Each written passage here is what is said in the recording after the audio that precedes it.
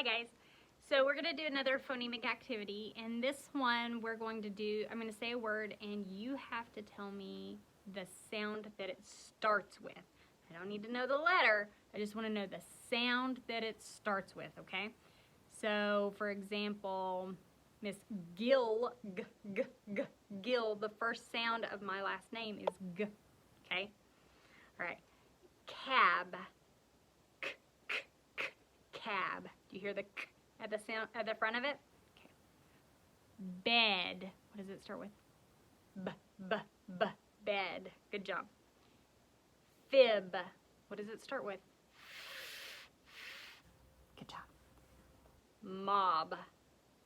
Mob. What does it start with? Good job. Okay, the next one is tug. What does tug start with? What sound? Good job. Next word is sad. What sound does sad start with? Good job. Okay, the next one is fed. What sound does fed start with? Good job. Did. What sound does did start with?